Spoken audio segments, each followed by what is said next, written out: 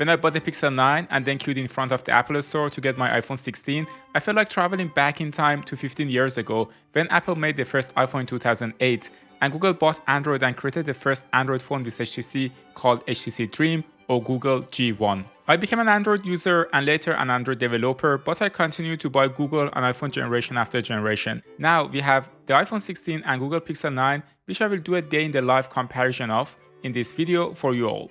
This launch of Pixel and iPhone is very ironic. Google Pixel cannot look more similar to the iPhone design-wise. They got rid of all buttons throughout the years, and even the frame is now very similar. If it was not because of the iconic Android-looking design of the back of the camera bump, you could hardly distinguish between the two.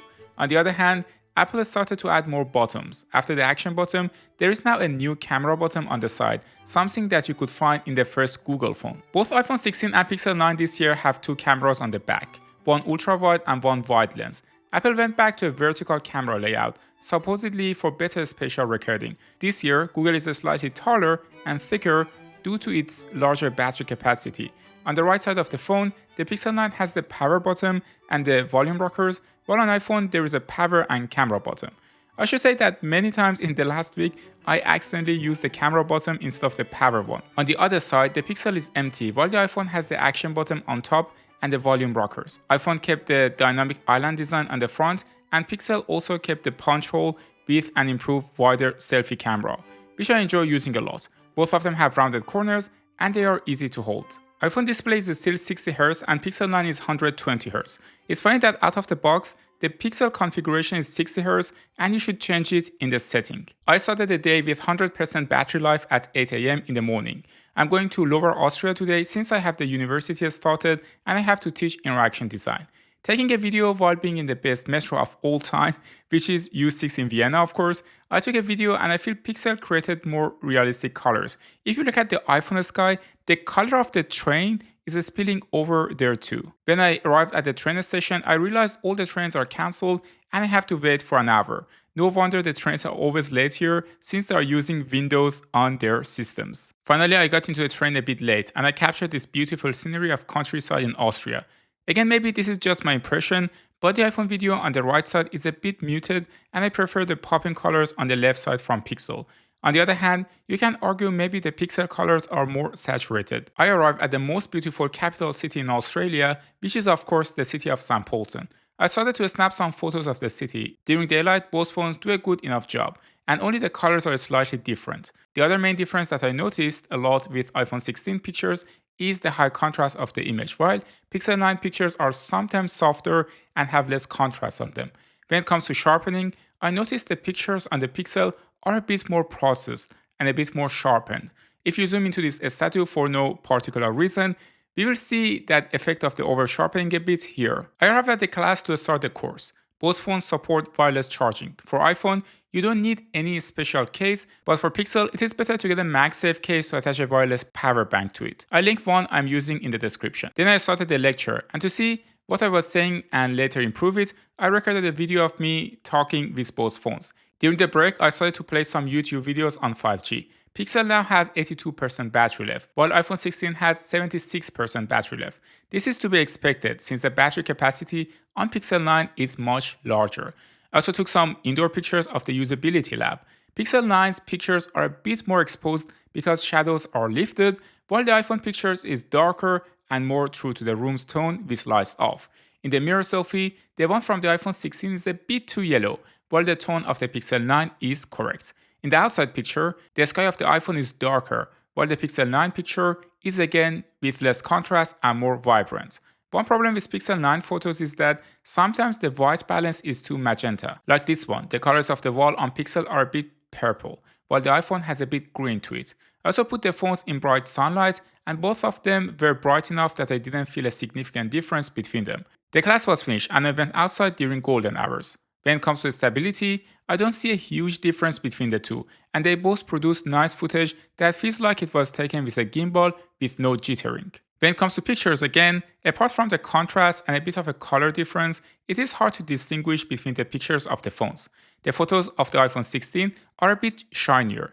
If you know what I mean, maybe these photos shows what I mean by that. The colors of the iPhone popped up more when I took a picture of this jewelry shop. Pixel 9, on the other hand, does a better job handling close-up shots and going to macro mode when it is needed, which is nice when you want to take pictures of close objects such as flowers. Neither of the phones has a telephoto lens, and they only have an ultra-wide and wide lens. It means when you are taking pictures and videos and you need to zoom into the subject, it does a digital crop. Also, both of them rely on computational photography and do stuff like denoising to smooth the picture further to give a seemingly better quality to the user. For me, iPhone is always the best when it comes to zooming and shifting between the cameras.